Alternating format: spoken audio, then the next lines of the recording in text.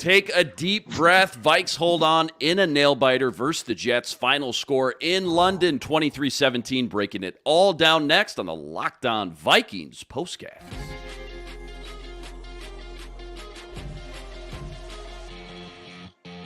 You are Locked On Vikings postcast, part of Locked On Minnesota on the Locked On Podcast Network. Your team every day. What's going on? Back in the lab, back at it. Another Vikings postcast episode right here on the Locked On Sports Minnesota Network. Your team every day. Full crew today. Gophers legend Ron Johnson, host of the Ron Johnson Show. Luke Braun, host of Locked On Vikings. Sam Ekstrom, host of the Minnesota Football Party every Monday, Thursday. Tons to get into, fellas. But first, quick reminder, today's episode brought to us by LinkedIn. LinkedIn Jobs. They help you find the qualified candidates you want to talk to faster. Post your job for free at linkedin.com/LockedOnNFL. Ron, you know what I'm going to say? It started out as a bit. It's getting realer and realer every week, although I will say it's not quite hitting as hard as some other weeks after a close nail-biter, but I'll say it anyways. We're looking at the schedule. Can't find a loss. What do you think? What's the headline read tomorrow morning as the Vikings move to 5-0 now? I told you, Luke, you missed. I think last night the show. I did my Luke Inman impersonation on the football party. I did, but yeah, no, seriously though, like it's crazy. They're 5-0. Like as I'm watching the game, this is the crazy part. If Aaron Rodgers had drove down, completes that that pass, they win by a point. I still don't think we're mad. Like, I think if they're flying back 4-1 after an Aaron Rodgers, well, Luke Braun be mad. You can't be mad at that, though. But 5-0, like, when Sam Darnold got hurt, you're like, oh, crap. Then Aaron Jones gets hurt, you're like, oh. So, like, you're just waiting for that other shoe to drop, and it seemed like, they just had it. And at the very end, again, another interception to seal the game. And Van Ginkel, just crazy. But I do say, like, going into the bye week, there's definitely no loss because I think it's too cold to get on boats. So there's no loss on the bye week. There will be no Lake Minnetonka shenanigans. But coming back to play the Lions, I think that's going to be this is what we wanted, though. You wanted an undefeated Vikings going to play the Lions. Yeah, Luke, not the way we maybe would have loved to draw it up. We'll get into all the nitty gritty as the show goes on, but just kind of broad overview, big, takeaways, 8 topics. I mean, we just give this whole one to the defense, right? Like, it's just I guess sometimes you kick the crap out of the other unit so bad. And like, for it to be that dominant of a performance by the defense specifically, you need mistakes on the Jets as well. Tons of dropped passes. They had their own penalty issues. They had protection issues. Aaron Rodgers was gimping by the end of the game. So, like, there's other problems too that I don't even think you can really give the Vikings credit for. It was a sloppy game where both teams made a lot of mistakes and the Jets made more. That's really the difference here to me. But the defense gets to be outside the room while you light up the offense and the special teams. Yeah, no kidding. Yeah, Sam, quick takeaways just top of your head that's still fresh and raw right now. Just to go 17-0, you got to win a couple ugly ones, right? Got to win when you're not playing your best. That's true. It counts, right. And 2 of the 3 units today barely showed up. Yeah. Special teams had about half a dozen blunders. A couple of them were cataclysmic. With the exception of Will Reichert. He doesn't. Will Reichert. Our baby boy is fine. Knit him a sweater and get him in the other room. Mom and Dad need to have a talk. Legitimately MVP of the game performance for Will Reichert. 2 beyond 50, 1 beyond 40. He accounts for, like, I think half the Vikings points. Great game for him, bad game for special teams. Offense disappears. And frankly, when you look at, the points they did put up, one of them came off a punt return where they went 3 and out and kicked a field goal. Another one was a drive largely aided by Jets penalties where they scored a touchdown at the end of it. They had a pick 6. Offense did not generate much of anything in this game, and they still win. They still win a game when they did not play their best at all in 2 of the 3 respective units. Also, has anyone made the Rodgers GIF yet? This has got to be absolutely like the next GIF. That'll go viral. Hurry up, man.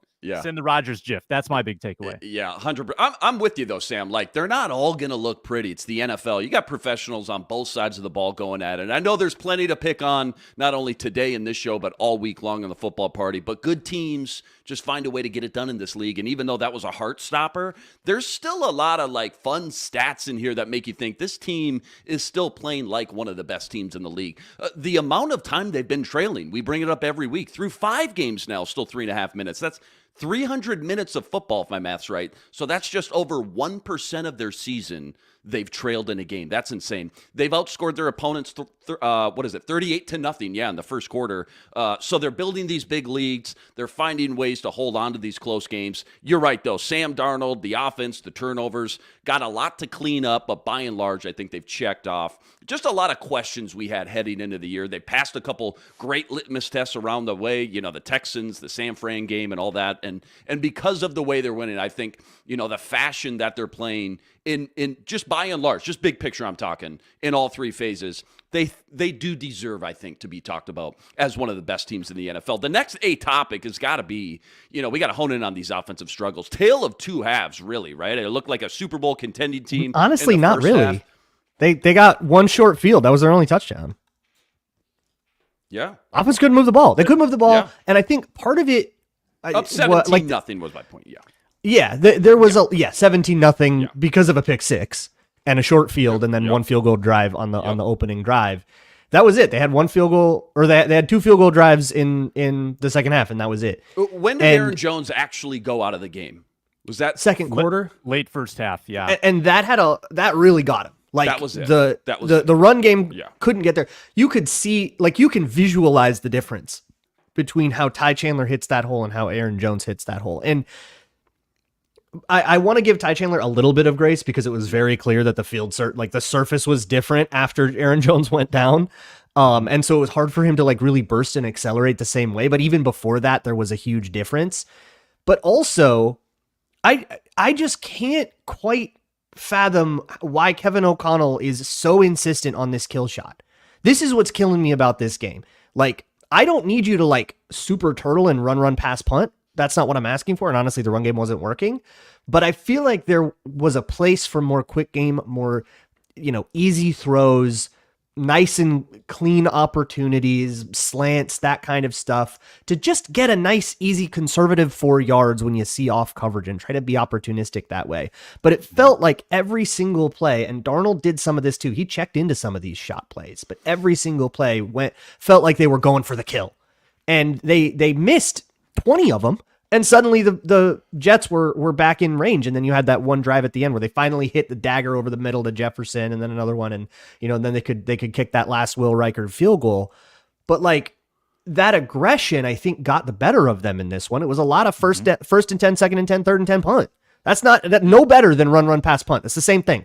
Yeah, I'm glad you said he checked into some of these too, because it didn't feel like this is all on KOC. It just didn't feel like a characteristic of KOC. I would assumed he would have got him into rhythm with some quick screens, bubble screens, whatever it may be, just some confidence and momentum. Also, Sam Darnold took that big rib shot by, of all people, Chaz Surratt, by the way. And I wonder how much that had to do with just some of those throws. Guys were open, but boy, he was just inaccurate. He was just way off on a couple of those throws. Some of it's good defense, so of course you got to chalk that up as well. But Ron, how much do you hit the panic button though if you ever have to go a long period of time without Aaron Jones now that you saw this offense just regress back to what it almost looked like last year's offense with Alexander Madison just not having a consistent running game? How much do you hit the panic button if you lose Aaron Jones at any point in the season now moving forward after what you just saw? You get a little nervous. You do. Like, I think Luke's right. When you see Aaron Jones hit the hole, it's a different speed, it's a different pace. He has a different power behind him, even though he doesn't look powerful. He is. The other running backs tend to like hesitate on their reads, and it's like, well, I want to wait for a hole to be wide open, and they have to, like, Aaron Jones knows where to go. They're hoping they figure out where to go, and it is like a half of a second, and a half of a second in the NFL is the difference between 7-yard gains and 1-yard gains or no gain. And that's what we're seeing. Aside from that, I agree with Luke again. I can't believe I'm saying this, but the offense needs to matriculate down the field. I think I said that to Sam Ekstrom on the Friday roundtable. I'm like, I want to see a 17-play drive. I want to see them matriculate down the field. Well, you did see one. Just so I want to see them like dink and dunk. I want to see a little up-tempo, no huddle. I did a play breakdown today in the pregame show of the Jets. The Jets defense, 3rd down, 8 sacks. 2nd down, 1 sack. It was 40+ passes on both. 47, I think, on 3rd, 43 on 2nd. So they face the same number of passes, but they attack it differently on 2nd down. So I felt like some of these 2nd down calls should have been real easy to read stuff. And Luke's right. It was like, let me try to take your head off and kill you, because I think Kevin O'Connell saw the same thing I saw on film, which is on 2nd down, they use very vanilla coverages and they don't get crazy on the blitzes in the rush. So in that thought is, yeah, I can take some deep shots. No, do what the Broncos did. Do what the Titans did. Just take what the defense gives you. Run some concepts where you have 3 different levels for him to read. Run some concepts where the minute you motion, it's zone, it's easy to pick them apart. And yeah, it was way too much like, hey, everybody, block as long as you can. I want to see how far Sam Darnold can throw the ball. And you don't do that against DJ Reed and Sauce Gardner. Both of those guys are very good defensive backs. And they also play the ball. They're not a play the receiver type of DB, which is one of the reasons why they got a couple flags, but they do play the ball. Like their goal is they're trying to get interceptions. So yeah, I panicked a little bit because I think with a run game long-term, like Aaron Jones had 29 yards early on. He outrushed Breece Hall and he only played like a quarter pretty much, which I actually picked him to outrush Breece Hall in the pregame show. So when he got hurt, I was like, oh, come on. And then it still paid off. And so my hope is that like Kevin O'Connell watches this film and says, you know what? I got a little too greedy on this. And we came away with a win. So again, every game, I think they're learning stuff about themselves. Hopefully going to because Lions, you can't take big shots on the Lions. Aiden Hutchinson's not letting you do that. So you got to find a way to matriculate down the field. Yeah, well said. All right, lots more to get into, including our game MVP. Plus, we'll do a deep dive into the defense. That's all coming up right after this. Quick reminder, today's episode brought to us by LinkedIn, because when you start hiring for your small business, you want to find quality professionals that are right for the job, right? Well, then LinkedIn is a no-brainer. LinkedIn Jobs has the tools you need to help you find the right professionals for your team faster, and it's for free. LinkedIn is going to give you access to professionals you just can't find anywhere else, and they do all that while making the process easy and intuitive. So easy, in fact, 86% of small businesses get a qualified candidate matched within just 24 hours. Try it today. Post your job for free at linkedin.com/LockedOnNFL. That's linkedin.com/LockedOnNFL to post your job for free. LinkedIn, terms and conditions apply.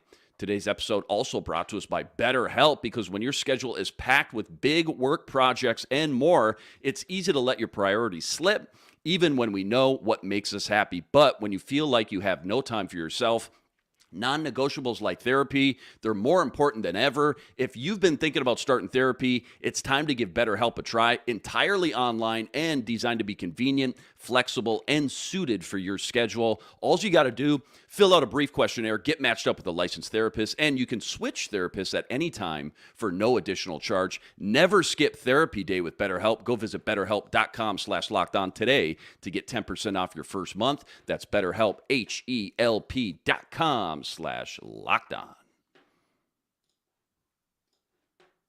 Sam, just real quick, I wanted to give you a chance to just give your 2 cents on the offense struggles before we moved on here real quick to the defensive side of the ball. Yeah, well, I do want to support you, Inman, in a statement you made earlier saying the offense came out looking good, and I actually think that's true. You know, look at their first 4 drives, 4 very respectable drives, 11 plays, field goal. They were moving before Ty Chandler dropped the pitch. After the Nick Mullins throw, Darnold comes back in and Chandler drops the ball. That drive was moving. 9 plays, turnover on downs, and then the 8-play touchdown drive. After that, it dried up. But I thought the offense actually did start this game out pretty respectably. We're going to have to watch the film and figure out like what the Jets were doing, if anything, to take away the underneath stuff. And I also want to tip my hat to the secondary for the Jets. Yes, they were a little handsy. Yeah. Yes, they picked up some flags, but they were sticky in coverage. How many contested balls were thrown to Justin Jefferson or Jordan Addison that were broken up because the DBs were on their back? Contested. I don't think the Vikings came down with a contested catch all day because those DBs were so good, even without Sauce Gardner late in the game. So I do tip my hat to them. The Vikings took advantage of some penalties early in the game. It got them a touchdown drive. But the second half decision-making and overly aggressive play calling, and I don't want to hear from KOC. I'll finish with this. I don't want to hear from KOC. I'm just trying to prove to the guys that I trust them. Yeah. I don't want to hear that. Like, I want to hear something tactical. Trust him to execute. Yeah, I want to hear something strategic. You can't go on vibes when you're a head coach. Sometimes, like, prove that you believe in Myles Gaskin. Then, like, enough about the Lions. I was kidding. there was something in there. Yeah, you got it. Yeah. Hey, how about this one? We were good takes there, by the way, Sam. Well said. We were joking about this before we jumped on. Who's the MVP of this game? Ron, top of your head, it's still fresh, but what do you think? Who's the MVP of this game? Not so easy.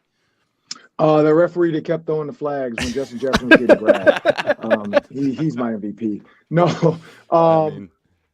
I got to go with the defense. Like, I'm going to go with Andrew Van Ginkel. Like, Andrew Van Ginkel in the defense, like him and Blake Cashman. I'll say those two. I mean, you could even throw Ivan Pace in there. But the defense as a whole, it was very, like, they flew around. They were flying around. But, like, I noticed on, like, the Andrew Van Ginkel, the Blake Cashman, and Ivan Pace, like, situations where they're bluffing, they're coming, they're blitzing, they're backing off, they're jumping into coverage. Like Van Ginkel, even on the interception, if you watch, he hesitated. He actually, like, took 2 steps forward like he was rushing. And so as a quarterback, I know, like, okay, 1-2, now I'm off. That 1-2 knows, like, Flores knows, like, don't drop right away because he knows you're not coming. Make him think you're coming. Make that offensive lineman kind of watch you, and then you take off. And he buzzed right to the spot. And again, I posted that video and said Aaron Rodgers screwed up. He should have hit Tyler Conklin on the hot. He got greedy and said, I'm gonna hit this second window, and maybe he breaks it for a touchdown.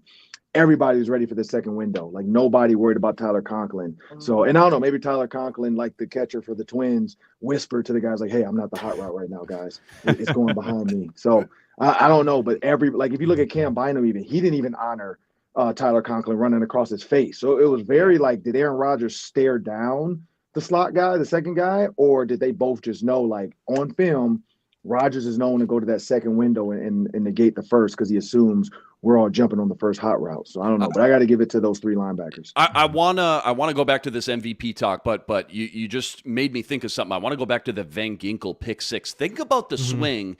It was 4 or 5 plays prior. Ty Chandler fumbles the ball. Sam Darnold makes this shoestring tackle to save it would have been a freebie touchdown, right? A few plays later, Van Ginkel cashes in on the pick 6. You think about that sequence of those 4 or 5 plays. You could argue, I mean, that's a 14-point swing right there. I mean, that alone, how huge was that? Or is there any other plays or drives that really stick out top of your head that really kind of dictated or shifted this game as far as the final outcome goes? Yeah. I'll add one more. Butterfly effect again. Yeah. Vikings have an illegal formation penalty. Darnold throws it over the middle, tipped into Sauce Gardner's hands, and he drops it. Yeah. And I believe they score 2 or 3 plays later because there was another penalty. So another 7-point swing there to get that 17-point lead. Yeah, it did not necessarily have to be 17-0. The Jets could have done something about that, and their mistakes, the Vikings capitalized enough to build a nice cushion in this game.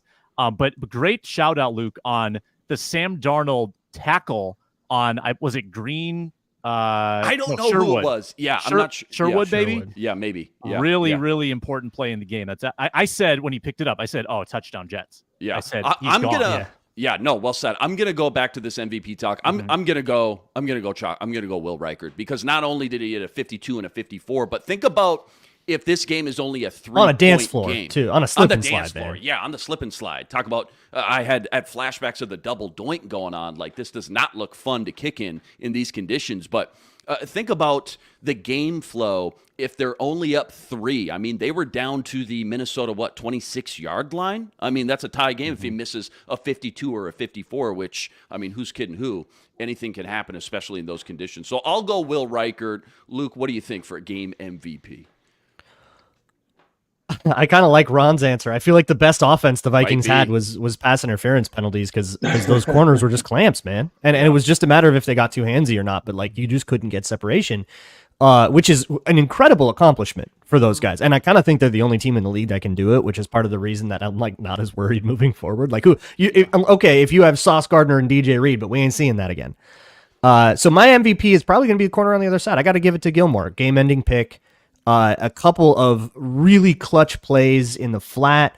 He's probably going to get like a bunch of coverage, like yards piled up in his coverage, because a lot of it is you let it get caught in front of you, you go make the tackle. Yep. But he was really, really sound about that, and it kept the Jets in, 2nd and 5s instead of 2nd and 2s that then could turn into a big sack at the, on the next down. But I honestly like Van Ginkel. I like Reichard for it. It's got to be somebody on that defense. Maybe you just give it to Brian Flores and the unit as a whole. Also, maybe shout out Ivan Pace, who made a couple of really incredible plays, maybe even a little hurt. I think he cramped up a little, but he cramped up and he came back though, so that was good to see. I think unsung hero, probably Jonathan Grenard to some extent. He did not get a sack, but he came in second in pressures in the league to Aiden Hutchinson, and I think he probably got another 6 or 7 in this game. Yeah, he racked up a bunch. hits on Rodgers. He was part of the high-low that injured Rodgers early in that game. But I would also echo on Reichert, just a little nugget on him. He really hadn't been tested that much this year. His high leverage kicks had all been short. Yep. He made a 58-yard doink when the game was in hand against the Texans. That's the only kick over 40 yards he had all year. So today, a 50 plus, a 50 plus, and then I think a 41 or 42 made all three. Those are the three biggest kicks of the year, I would argue, for Reichert, and he got them all, and he got them all pretty convincingly. So great call out on Reichert, who was the lone bright spot on a day in special teams where you almost muffed a punt, you gave up a big return, you had a block in the back, you had a roughing the kicker. What did I miss? I think Powell had to dive to catch one. It was a horrific special teams day, except for Reichert. I'm gonna a couple of good punts. I want to give it to Ryan Wright too. I was gonna say, there was a couple good punts in there as well. How many core memories got unlocked when you guys watched Harrison Smith coming off the edge sacking Aaron Rodgers? Granted, different jersey, but very Mike Zimmer move there. How nostalgic was that, guys? I mean, the feels, man. And he did the thing you're not supposed to ever do against Aaron Rodgers. You ask any Packers fan, you never make fun of the discount double check. But his powers are no longer. He did. Yes, he did. Absolutely. No, well said. All right. Oh, Andrew Mithen in the chat says that roughing the kicker penalty was so soft. So they said this on the broadcast, but it bears repeating. Any contact with the plant leg is 15. It does not have to be a hard hit. It doesn't matter. Clarified that. Yeah. If you run into their other leg, if you tap them in the shoulder, that could be that 5-yarder. But anything on the plant leg, that plant leg is untouchable. And I think that the reason it happened, honestly, is because by then the turf was wet and he dove where you kind of are used to being safe diving, but you slide a little bit more than you're used to, and then you bump into that toe, and that's a 15-yard penalty every time. Yeah, well said. All right, one more segment to go. We'll do a little quick sneak peek at the bye week coming up, what the Vikings' biggest needs are over the next 2 weeks. That's all coming up right after this. Quick reminder, today's episode also brought to us by FanDuel. FanDuel, America's #1 sportsbook. Now for a limited time, FanDuel is giving you a chance at a huge return, $200 in bonus bets guaranteed with your first $5 wagers. So when you get a hunch in the middle of the game, you can check out the latest stats, view live play-by-play, and so much more, all on the same page where you place your bets. Again, that's $200 in bonus bets guaranteed when you place your first $5 bet. Go check it all out over at FanDuel.com. Get in on some Monday Night Football action while you're there. Chiefs Saints. Current line, Kansas City by 6. Over-under sitting at 43.5. It's all up over at FanDuel.com. Again, check it all out over at FanDuel.com. $200 in bonus bets guaranteed with your first $5 wager. FanDuel, America's #1 sportsbook, and official sportsbook partner of the NFL.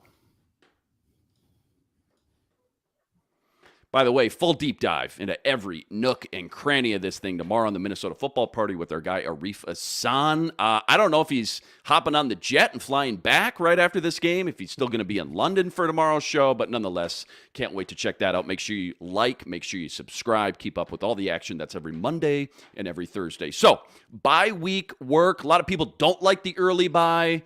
I think there's pros and cons, I guess. I mean, you got to have it somewhere in there. First off, the long-awaited return of T.J. Hockenson should be coming out of the bye. Obviously, that's going to be huge. And just the thought, really, of just adding another layer to this offensive game plan every week, that makes me kind of want to salivate. That dude was absolutely quarterback-proof, by the way, last year. Josh Dobbs, Saints game, I always go back to that. 7 catches, $140 at halftime. But what else? What's the biggest thing you think this team and KOC and the coaches are going to want to focus on and kind of tighten up over the bye week? Ron, what do you think? Yeah, this is my last one before I get out of Yep, here, but yep. I got to say second down. They faced 25 second down plays, 26 including the kneel down, but 25 second down plays. Now, when you look at the Jets second down defense did not come after the quarterback. So I think that's why Kevin O'Connell figured, let's try to attack them on second down and go deep. They only converted 6. So they had 6 out of 25 times they converted and actually turned into a first down. 4 of them were penalties. So that's 10 times they actually were able to get another first down. 3, which is not enough, 3 out of the 25 were actually positive, which forced them to have like a 3rd and short. Other than that, there were some no gains, incomplete, sack, incomplete, sack, incomplete. Like it just wasn't enough on second down. It should have been way more positive plays. And so if I'm going back watching this film and I say we had 25 second down opportunities and we only had technically 9 of those were positive, 6 were converted, 3 were actually positive plays that put us in the 3rd and short. I got to go back to the drawing board and say, I'm trying way too hard on second down. How do I end up in 3rd and 3, 3rd and 2 more often versus taking these deep shots and having incompletes? Yeah, that's a really good point there. Love that. Sam, what do you think? What do they need to 2 weeks of rest here, 2 weeks to adjust? What do you think they got to kind of work on and hone in on before you go play the Lions? Yeah, big thanks to Ron. He had to bounce to radio duties. The Hawkinson return's going to be pretty significant. I think we all asked the question, how are they going to fill the TJ Hawkinson void? They got Oliver, they've got Munt, they've got Tunyon, they've got Muse, and I think the answer was they're just not going to replace him. Like in terms of pass catching, yeah, you're going to get 2 passes to Munt and you're good. Yep. We had a couple, nice touchdown by Munt early in the year, nice touchdown last week by Oliver, but all told, 13 tight end receptions in 5 football games. That's about Hawkinson has done that in a game. Yeah. And he could against the Lions in 2 weeks. I guess I'd be the only reason why you wouldn't play Hawkinson in this game against the Lions. Maybe you don't want to play him twice in 5 days because they have the Thursday game coming after that. So I guess that'd be the one reason to hold him until that Thursday game against the Rams. But you are now through, and viewing this as part of the gauntlet that we've talked about, you're now through 4 games of that gauntlet. Not that the Jets are really a gauntlet team. They look pretty awful to me, but Lions are going to be legitimate. And now you play a gigantic game against Detroit. And I like Kevin O'Connell on 2 weeks prep. I feel like Kevin O'Connell thrives in that kind of situation. I think that like when you look at his results early in seasons, he brings a lot to the table. And I think giving him that little extra time to get ready for a tough Detroit team, and Flores, for that matter, getting ready for a really good Detroit offense is going to be enormous. Got to figure out how to play even a little better with the lead. Last 2 weeks have been a little incriminating, their inability to move the ball in second halves. I don't think anybody is hammering the panic button, but it's a light tap on the panic button. You got to be able to extend the lead. You got to be able to extend drives when you're ahead. Teams can come back in the NFL, so that's going to be a big area of emphasis. Yeah, well said. I'm glad you brought up 2 weeks of game prep for KOC. I think that is going to be a huge factor. Luke, what do you think here? By the way, just speaking of KOC, can I just bring this up? I love this comment. Play of the game. I had this written down in my notes. I forgot it. Play of the game. Hey, the backups. I don't think he was supposed to do that. Stack the box. Here it comes, running. No, they take a shot and they convert to Jordan Addison. I absolutely love it. I don't think Mullins was supposed to do that. I think that Aaron called Jones was mesh. Aaron Jones. That was a wheel to Aaron Jones. Yeah. Aaron Jones. So I think that was mesh rail. And you alert that, but I think it's because because the linebacker bit up as though it was going to be like smoke or something like that. Yeah. So he played himself out of position, and so it's an alert. It's if they bust the coverage, throw it, and Mullins threw it. If he rainbows that, Aaron Jones is just scoring. He gone. And then I think it was like the next play was the toss play disaster thing, but Andrew Van Ginkel made all of it not matter. Report from Kevin O'Connell said, crossing our fingers, hopefully the Jones injury will be short term. Love that. Love to hear that, especially going into the bye week. Absolutely love that. You get Jones healthy and ready to roll. You get TJ Hawkinson hopefully coming out of that bye. Sam, you brought up a great point. Maybe because of that bang, you got the Thursday Rams game right after. Maybe they hold him out one more game, but we'll see. Luke, NFC North, obviously, okay, first big battle versus the Lions coming up. Boy, it feels like, oh my God, compared to everybody's preseason expectations, for the most part, Well, a lot of the national pundits had Vikings bottom of the cellar. Everybody was all about the Bears are going to win more than 7 games again now, and the Packers are going to win the wild card. Lions are going to run away with it.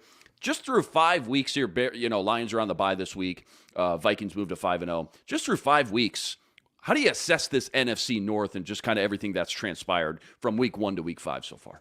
I mean, preseason expectations are always stupid. That's why I always get on you, Luke, when you do the those first 4 games they could be 1-3 or they could be 0. It's always weird.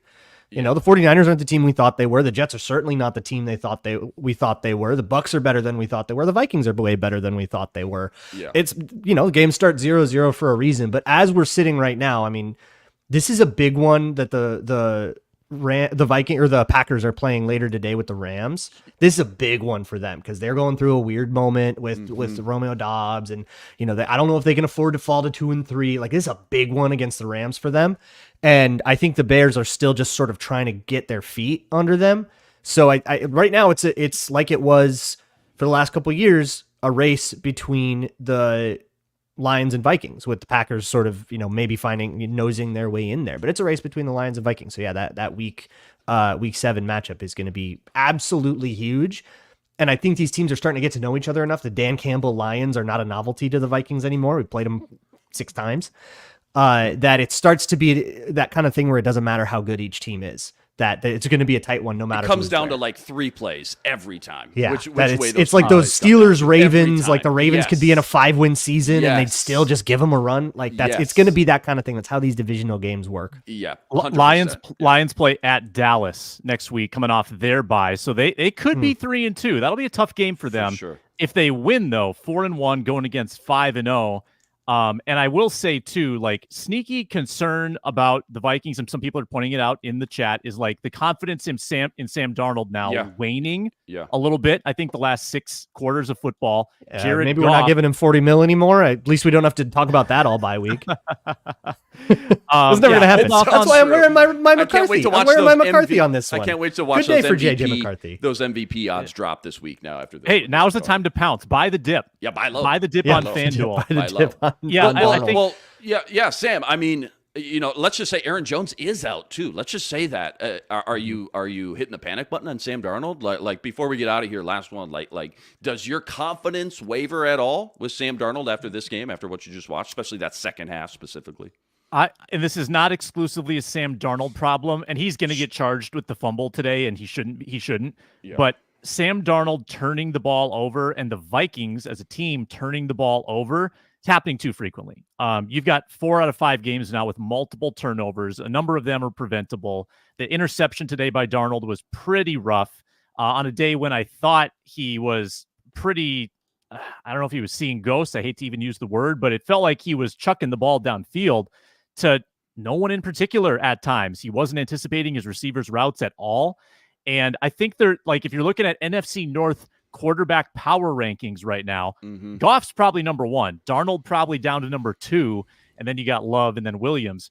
But Jared Goff showed on Monday night that the Lions are an offensive force to be reckoned with. And I think the Vikings the last couple of weeks, now they've been opportunistic at times, but I think they're showing that offense still has a little bit of work to do. And without Jones, you're talking about a Gaskin-Chandler backfield, and that's a serious dip, because what's been the secret sauce for the Vikings has been able to pound some clock, run the ball in the second halves when Aaron Jones has been at his best. Without that threat, playing with the lead becomes a little harder. It's so funny, and this goes to Luke's point too about trying to overreact or over maybe estimate the first couple of weeks of the game. This league is so week to week, man. I mean, Jared Goff before that Monday night game, he only had 3 passing touchdowns. Then all of a sudden the Lions just absolutely getting a shootout with Seattle. Everybody's stats goes up. Obviously, they've been leaning on the run with David Montgomery and Jamar Gibbs a lot, so stats maybe not as high as they probably could be in some other games, but you're absolutely right. Yeah, I can't wait to watch this NFC North just unfold, especially when we get into those crunch time months in November and December. That's going to be a lot of fun. We better get out of here. Vikes hold on in a nail-biter in London. Final score versus Rodgers and the Jets, 23-17. Vikes move to 5-0. 4-0 in London? Do I have that right? Undefeated in London? Can't lose. Ziggy, move them. Go ahead. Move 'em.